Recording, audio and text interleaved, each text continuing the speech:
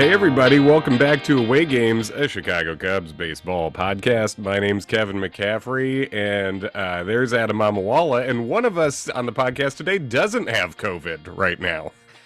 Yes, we're recording this in person. We're going to both test afterwards and see who it is. No, Kevin, for HIPAA reasons we can't say, but one of us is on the COVID IL, and the other is Seiya Suzuki. Exactly, and for both of neither one of us will be providing anything to the Cubs anytime soon. Welcome. It's been a while since we've been talking. How is how are you doing, Adam? Have you caught any of the Cubs baseball since they have begun playing now in some sort, at least? You know, my big thing is that as we record this, the Cubs are 1-4 in spring training, and I mean, it's just hard not to assume that their record is going to be exactly like that during the regular season. Everyone knows this time it counts. I believe that's what Rob Manfred said about spring training. I could be confusing some All-Star game stuff from 15 years ago, but I think they try harder in spring training. Actually, I think it does. Some of them do. The guys with the higher numbers certainly do. If your number is 94A, if your number sounds like a highway, you're definitely trying hard in like a New Jersey highway exit, or if your number sounds like the clause in the rule book you have to cite to say why there's been a mystery ball, it's probably 94A. There you go. Right. But to answer your question, I have not watched a ton of the Cubs thus far. I've mostly been following baseball in snippets and clips that I see on Twitter of, walk-off violations that we saw in the Red Sox game. Then yesterday there was a game that was played without umpires in the bottom of the ninth. Ooh, that sounds fun. The umpires, the game was over because the home team was leading, but they still wanted to play a whole game, so they just had a catcher come out and ump the bottom of the ninth.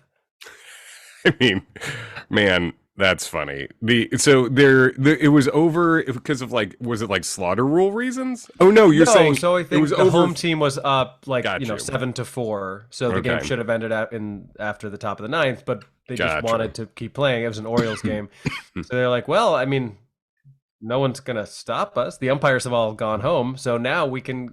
Now we'll actually get some accurate results. Yeah, that we could just. At first, I was going to be like, Jesus Christ, umpires, you can't go a little long. But I guess if the game was functionally actually over in the way it would be, I guess I do feel the umpires' vibe of I'm good on this. This truly doesn't matter anyway. But it does seem like the umps have some. Everyone has some kinks to work out here with the pitch clock and the I guess batter's box clock too. I mean, Brennan Davis started our own beloved Brennan Davis started a count 1-1, which to me is beyond absurdity. That's how we do it in softball. That's how I do it in my slow pitch softball league. It's 1-1 when you get in the box. There you go. Yeah, slow pitch softball is what they're doing here. But yeah, he had a weird situation where they double punished everybody. But yeah, people are getting used to the automatic ball, automatic strike stuff. If you're dilly dallying. I think the one thing that I'm most curious about is will it always be enforced the same way regardless of the stakes? Meaning you're not going to call a lane violation on a free throw in the last minute of Game 7 of the NBA Finals. So I think what is going to be tricky is you can call it really strict in April, but if this decides a game in October, or perhaps I don't know, maybe I'm misinformed. Do these rules only apply during the regular season, and then in the playoffs it's just a free for all? I don't officially know what it is, but as you were saying that, I was thinking, well, clearly they don't think all these rules should matter all the time because we have the zombie runner on second base that is now permanent, except not in the playoffs. So if that's not going to exist in the playoffs, then I would think you for sure cannot have playoff games ending with an automatic strike or an automatic ball, so I'd have to think, I don't know for a fact, but I would fully expect for that to sort of not be a thing in the playoffs as much. Yeah. Have you, how much of the Cubs have you watched? And do you have any takeaways? Well, if you guys are still guessing, this will give up the goose a little bit, but since I've been having COVID, the last couple of days, it turns out the Cubs spring training is a good thing to put on if you want something going on, but also know you have to sleep during the daytime. Right. Right. So I have had that a little bit. I downloaded the Marquee app on my Roku Ooh. over here. Using my mom's Xfinity password. I am 40, but I think that's the only way I can do it. I don't even think I can pay for it. I like Right. right now if I wanted to. So from with my current, New York based cable package. So I've been watching. I've watched at least two of the game, like two full games. I watched the first full one where they won. Watched another. Got to see Matt Mervis, show some great patience, take some Hmm. walks, blast a double to left center field. He's PCA showed off his arm from center. That was pretty cool. PCA threw out a guy at second base. Brennan Davis has looked pretty good. And Brennan Davis, I guess the main news to tell you guys about, which you probably know already, but Brennan Davis may come into play a little earlier than we anticipated. It would be maybe exciting. Like, look, Brennan Davis is not going to open camp with the Cubs, but Seiya Suzuki has an oblique injury now that has taken him out of the World Baseball Classic, which sucks. It would have been fun to see him start there. But also, no official timetable for his return, which is not great news.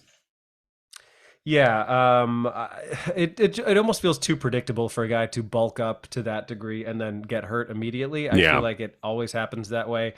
And I guess all we have to hope for is that he misses a month or something and comes back. But the last thing we need is a Cubs Lonzo Ball. Oh man, that's a really good comp. The Alonzo Ball of the Cubs. And Adam, do you think the Cubs are actually going to put Say on the DL, or do you think they're just going to wait a little bit to see and just play shorthanded for a while to Yeah, feel no, they're back? gonna play at least one man down just to see if anything clears up. But then at the last possible moment, they will of Um, course put him on the IL. Yeah, I mean, I really hope we're not looking at a he starts the season on the 60-day IL. But if it's bad, it almost is smart to do that so that you don't have to shift around the roster as much as you might have to otherwise. Yeah, and I mean, Seiya is a guy who I think we saw obvious, like, not just breakout potential. He had a good offensive year when he was playing last year, also dealt with injuries last year, too. He had sort of an up and down, like, elite for a month, real bad for a month, very Hmm. good for a month. But obviously, this is a guy who can really hit the ball. And in terms of bringing up the Cubs' ceiling, like Seiya is a lot of that ceiling, I think, Right. offensively. So this is, I think the Cubs' motto, I hate it, but I think the Cubs' motto this year, because it's all I ever see in optimistic takes on moves over this past Hmm. offseason, is raising the floor. Like all this talk about raising the floor. Why are we talking about the fucking floor so much, dude? This is the Chicago Cubs. Right. This is the highest ticket in baseball, an immensely huge fan base. Why are we talking about the goddamn floor? Stop thinking about the floor so much. But this is what it's going to be now. We're because Seiya's out. We're talking about the floor now. This is going to be the result. Well, you just got to trust the process, Kev, and TTP. you walk before you run, and you got to raise the floor before you can raise the roof, and that's just how it goes sometimes. Yeah, I mean this sounds like this. Are we Jed and Carter? I assume this is how it's going Hmm. on back there. Yeah, it's I just like you look around, you take Say out of that lineup after taking Wilson out of the lineup, Hmm. obviously, and shifting him elsewhere in the division, and it doesn't look exciting, Right. offensively, I don't think. And that's what happens when you assemble a roster like this is you take one hit to Hmm. one of your couple big bats, and oh my God, where are the runs coming from? Right. Yeah, I mean, look, I think if raise the floor is the general attitude about ticket prices, you should probably have a different motto for your actual team. That's Uh-huh. kind of where I'm coming from.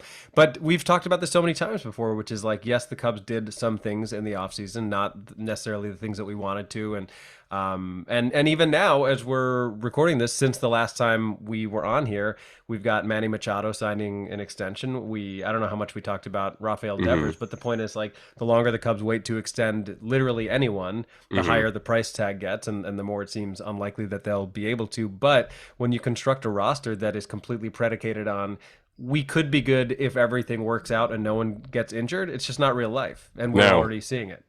No, and there are teams that I guess this it's even a stretch to say there are any teams that have to operate that way financially. That's mostly a myth. But if there are teams that do have to operate that way financially to try to assemble a roster of pieces that possibly could go right, the Cubs are not one of those. They never No. should be one of those that have to play the game that way. They have chosen to, and it's inexcusable. And it is, and that's what we're watching. While the big market San Diego Padres just go fucking nuts on $300 million contract after $300 million contract.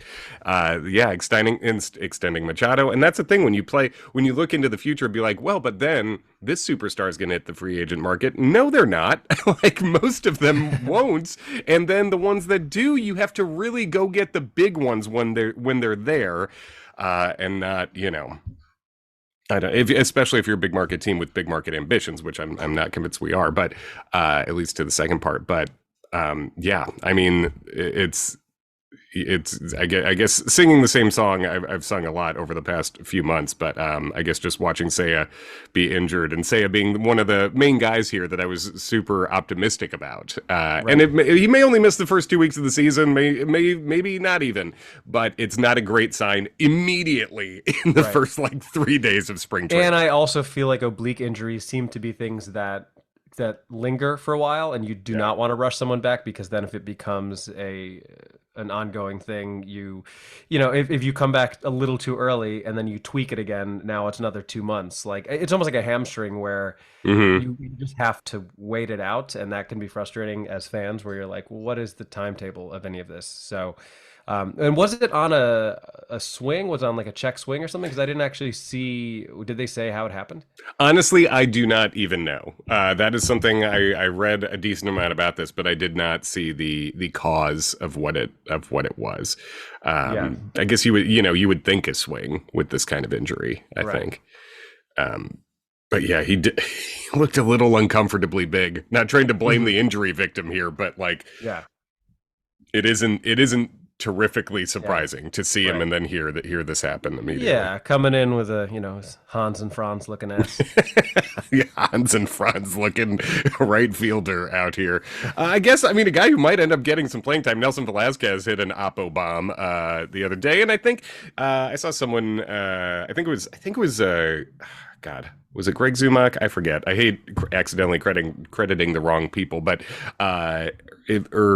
it was someone on the internet said that basically like not to write off Nelson Velasquez, Caleb Killian, to this point as guys who like were really hot.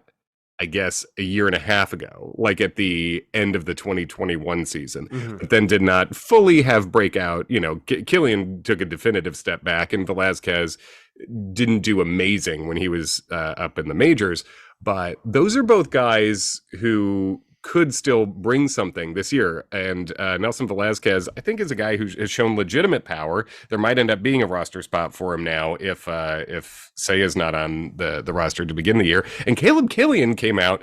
Looked friggin' good. He was early in the Hmm. spring, sitting like in 95 to I think he threw a two-seamer at 97. Like the stuff just looked really good through two really good innings. And that's a guy where it's like, yeah, he sort of blew up when he came with the Cubs immediately, and then had a bad year last year. But I think he could be possibly a surprise positive.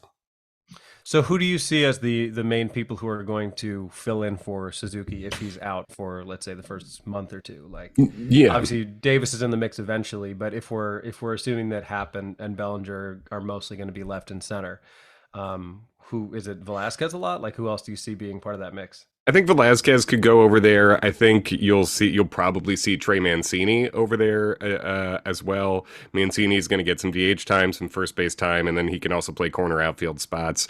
So you're probably going to see a mix of Trey Mancini, Patrick Wisdom, David Ross specifically mentioned as a possibility in right field, which I guess I don't know. He hasn't really played out there much, but he's got a Yeah. strong arm. He's decent athleticism.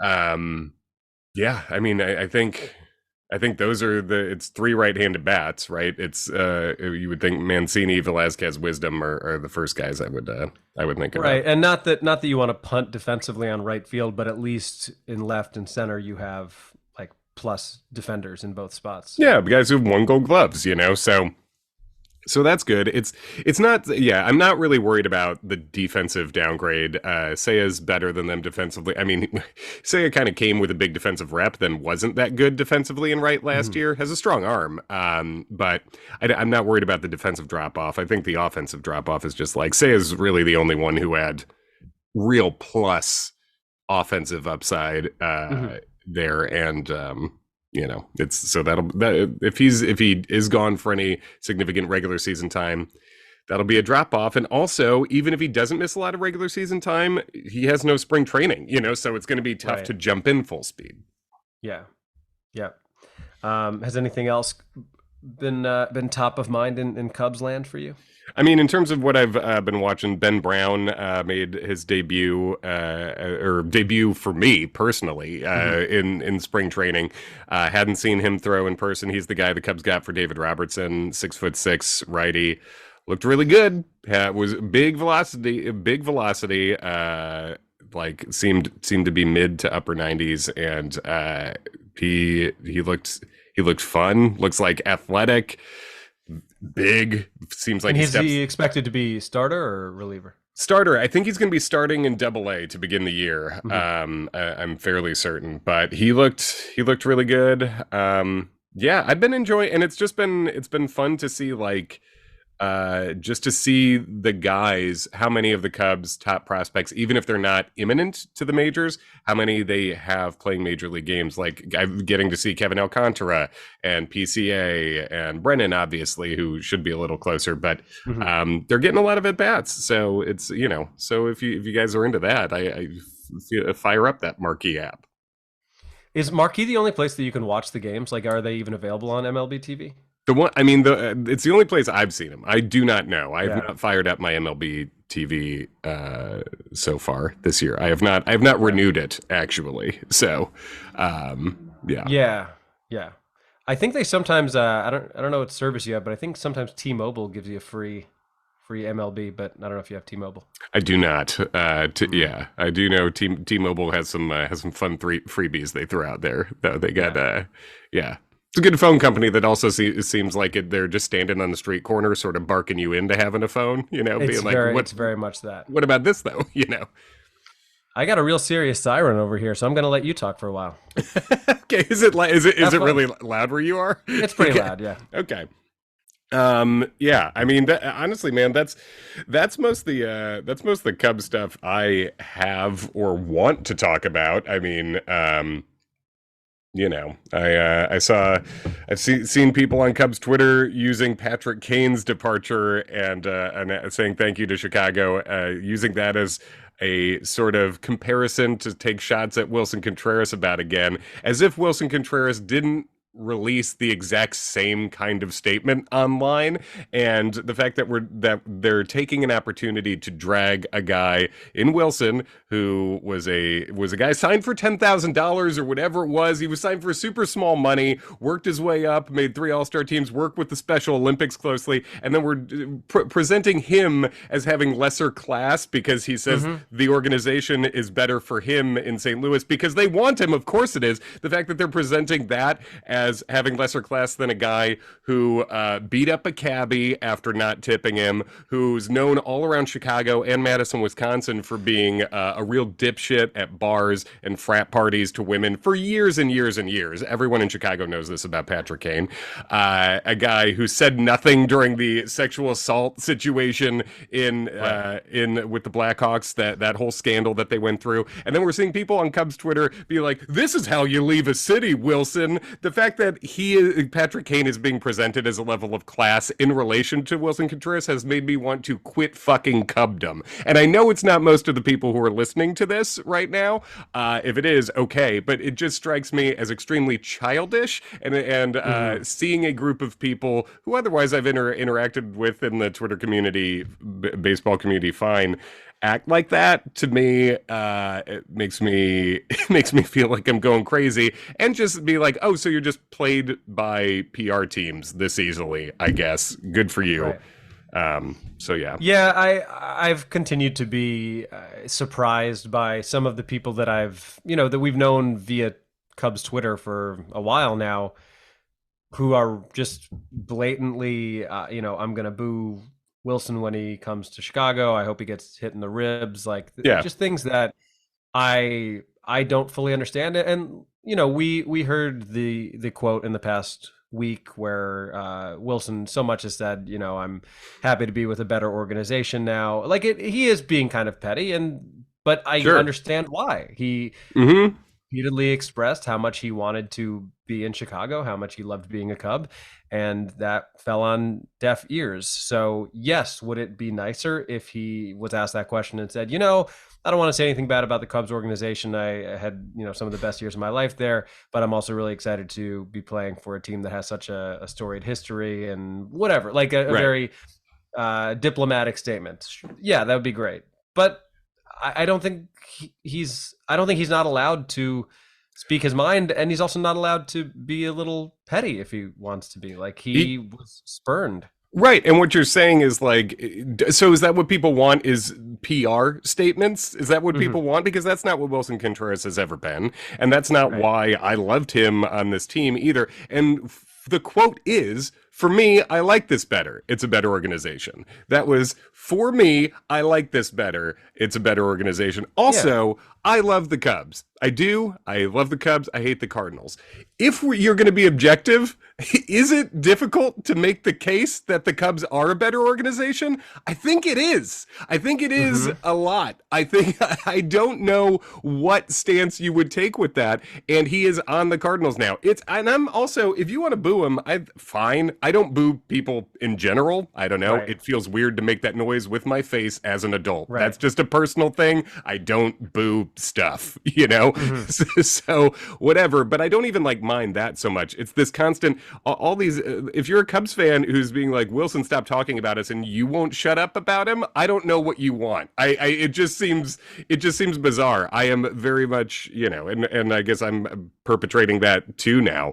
But that's the other thing, because those comments did come out this week, and we know Wilson follows stuff online. We know he's sometimes a little too active online, and like he sees this stuff. So if I was Mm-hmm. him and I see people talking shit about me all the time after I gave my heart and soul there for so many years and never wanted to leave, yeah, maybe I'd say for me this is a better organization also.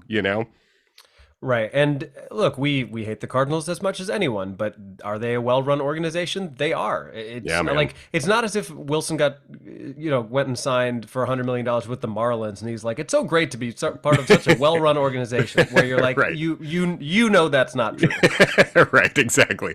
Where there's no case to it, just like Wilson Right. was saying, I've always dreamed of being a Rocky, and boy, are they doing things the right way over here.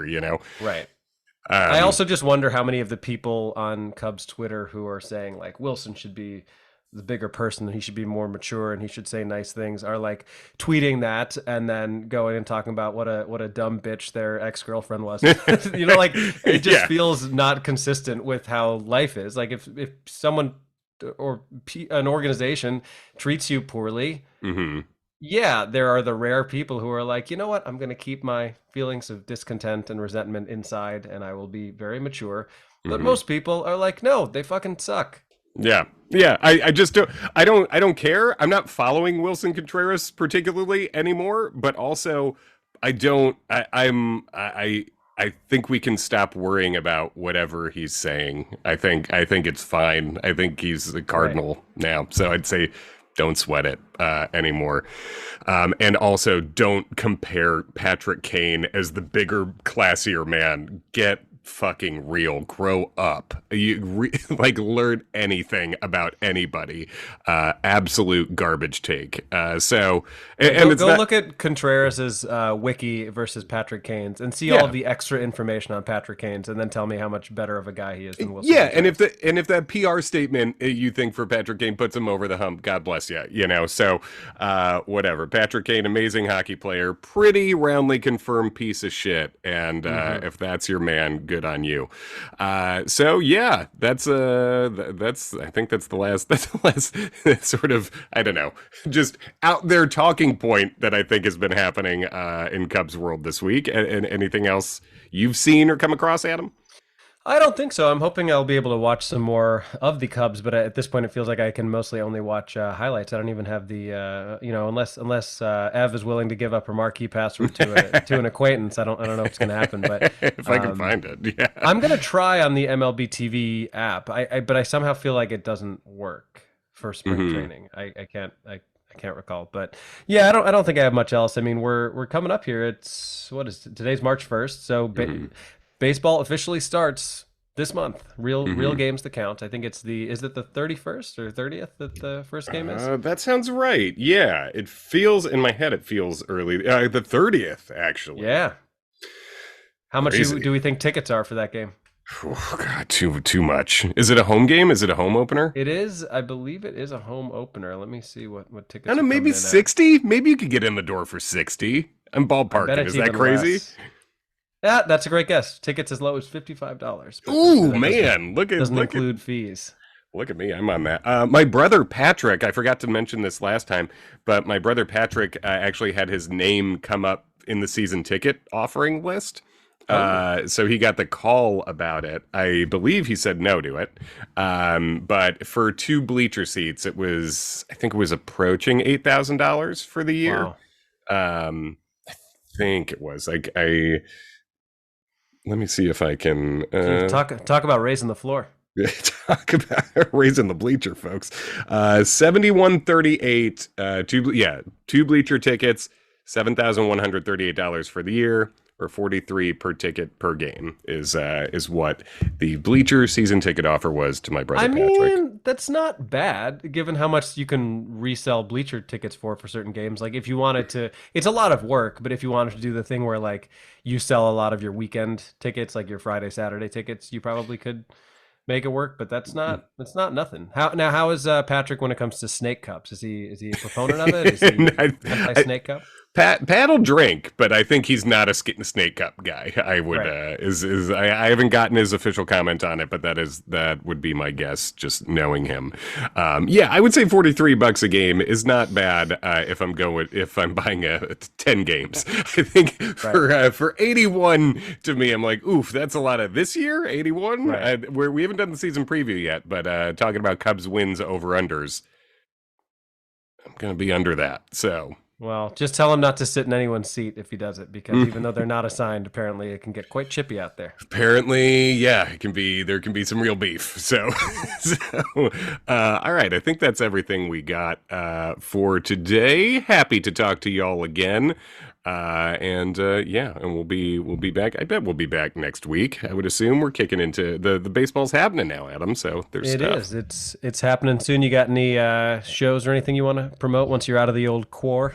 Yeah, I mean, if I had to cancel some stuff this week, but after that, my next shows, I'm going to be in Connecticut March 9th, Brooklyn March 10th. I'm going to be in Pittsfield, Massachusetts March 18th, and I'm going to be in Arkansas. Tom Dog? Yeah, Tom Dog. You know it. Are you going to be up there soon? I have a couple shows with our buddy Tom Dog. I have one in Glens Falls at a little theater up there, and one at Proctor's in Schenectady. So that's all later this month. Nice. I'm going to be also at the Grove in Lowell, Arkansas, March 24th, 25th, and Bozeman, Montana, April 7th. So that's the next month for me. But that's a lot. Yeah, some stuff coming up, man. So if you're listening, come say hi. Yeah, and if you're in Colorado, I'll be there next week, March 7th through 12th. The show's every night. Amazing. Vail, Eagle, Denver, Winter Park. Shit, look at this guy. God, make some rich friends out there. Exactly.